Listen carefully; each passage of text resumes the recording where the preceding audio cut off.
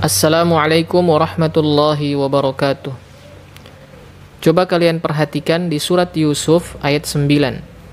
Ayat ini dimulai tanpa harokat dan ada nun kecil di bawah huruf. Bagi kalian yang sudah pernah belajar, mungkin sudah tahu bagaimana cara membacanya, meskipun tanpa harokat. Tapi bagi sebagian teman-teman kita yang masih pemula, bingung mau dibaca pakai harokat apa. Nah, agar lebih jelas, kita ambil potongan ayat ini untuk kita bahas. Kemudian kita perhatikan juga di sini surat An-Nazi'at ayat 17. Ayat ini juga diawali dengan huruf yang tidak berharokat. Maka kita mengambil potongan ayat ini juga untuk kita bahas. Kemudian yang terakhir di surat At-Taubah ayat 112. Ayat ini cukup panjang dan tanda wakofnya itu sangat jauh. Tanda wakofnya di sini.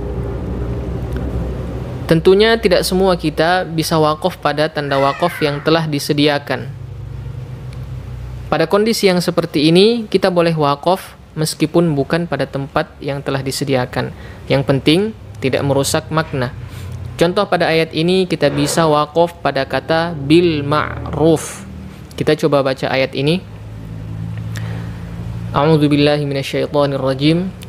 التائبون العابدون الحامدون السائحون الراكعون الساجدون الآمرون بالمعروف.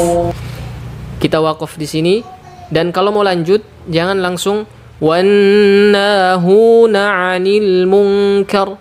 Ya, jangan. Tapi kita ulang satu kata dari ayat yang kita wakaf tadi. Kita ulang dari kata ini.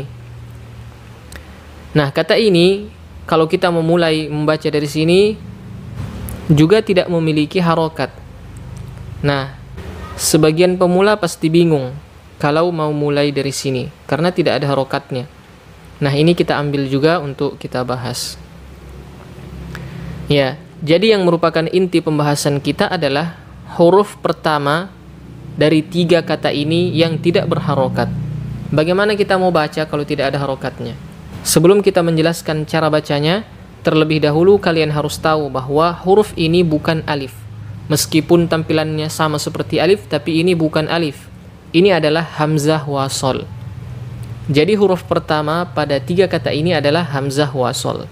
Berarti yang harus kita pelajari sekarang adalah cara membaca hamzah wasol.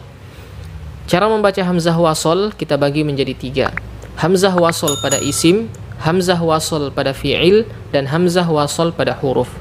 Apa itu isim, apa itu fi'il, dan apa itu huruf? Isim adalah sebuah kata yang menunjukkan nama, baik itu nama orang, nama hewan, nama tempat, atau lain sebagainya.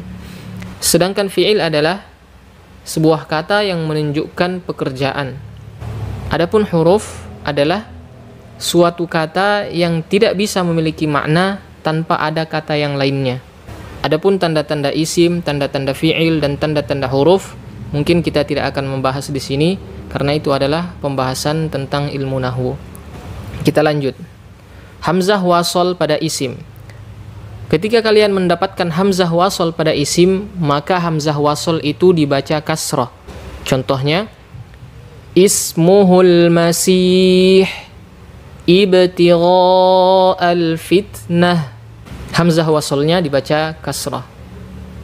Hamzah wasol di mushaf Madinah ada simbol seperti ini. Sedangkan hamzah wasol dicetakan mushaf Indonesia bentuknya sama seperti alif, tidak ditandai dengan simbol apapun. Contohnya seperti ini. Mungkin di antara kalian ada yang bertanya, bagaimana cara membedakan hamzah wasol dan alif di mushaf cetakan Indonesia? Karena memang dari sisi penulisan itu sangat mirip kalau dicetakan Indonesia. Sebenarnya ada banyak cara untuk membedakan hamzah wasol dan alif. Tapi cara yang paling mudah adalah kalian lihat saja posisinya. Kalau hamzah wasol itu pasti terletak di awal kata dan tidak ada hamzah wasol yang terletak di tengah kata. Sedangkan alif itu pasti terletak di tengah atau di akhir kata. Tidak ada alif yang terletak di awal kata. Itu cara yang paling mudah insyaallah.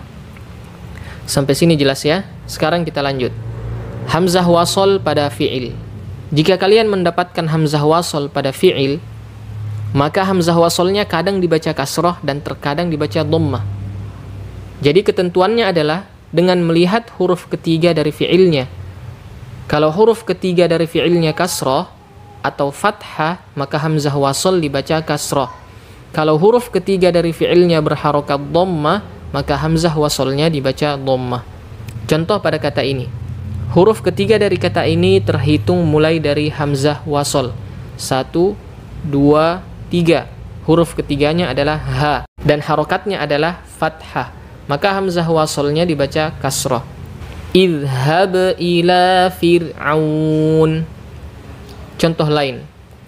Pada kata ini huruf ketiganya adalah huruf ra yang berharokat kasrah.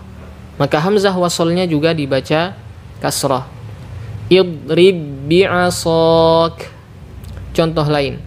Pada kata ini huruf ketiganya adalah huruf ta yang berharokat dhammah. Maka hamzah waslnya dibaca dhammah. Uqtulu Yusuf. Nah, bagaimana dengan nun kecil yang diletakkan di bawah hamzah wasl? Apa maksudnya dan apa fungsinya? Kalau kita mulai bacaan dari kata ini, uqtulu Yusuf, maka nun kecilnya tidak berfungsi sama sekali. Kita tidak usah menganggap nun kecil di sini. Kalau kita mulai baca dari uqtulu Yusuf, nun kecil ini hanya berfungsi apabila kita akan menyambung ayat sebelumnya dengan ayat ini. Mubinini qatulu. Jadi nun kecil ini berasal dari tanwin kasrah pada ayat sebelumnya. Kalau kita uraikan seperti ini. Mubinin. Di akhir kata mubinin itu kan ada nun sukun ya. Mubinin. Dan nun sukun itu dari tanwin kasrah. Kemudian kita akan menyambung dengan ayat setelahnya. Otomatis di sini terjadi nun sukun ketemu qaf sukun. Pastinya terasa berat ketika kita membaca sukun ketemu sukun. Mubinin qatulu. Susah ya. Oleh karena itu orang Arab membuat sebuah kaidah, idzal taqas sakinani faharrik ma sabaq. Apabila bertemu dua sukun, maka harokatilah sukun yang pertama. Di sini sukun yang pertama adalah nun yang berasal dari tanwin kasrah. Maka diharokatilah nun. Jadi dibaca mubinini qatulu. Jadi sekarang kita sudah tahu ya bahwa nun kecil di bawah hamzah wasl itu berasal dari nun tanwin kasrah pada ayat sebelumnya.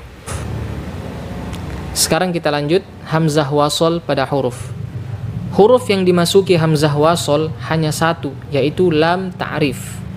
Dan hamzah wasl yang masuk pada lam ta'rif hanya dibaca fathah. Tidak ada yang dibaca kasrah dan tidak ada juga yang dibaca dhammah. Sehingga membaca hamzah wasl pada huruf itu lebih mudah. Hurufnya cuma satu dan harokatnya juga cuma satu. Contohnya al-ma'ruf, hamzah waslnya dibaca fathah.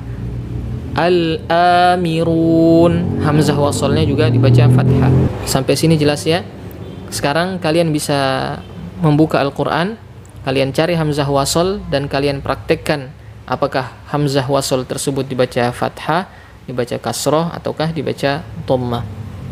Semoga bermanfaat apa yang kita pelajari. Kita akhiri. Wassalamualaikum warahmatullahi wabarakatuh.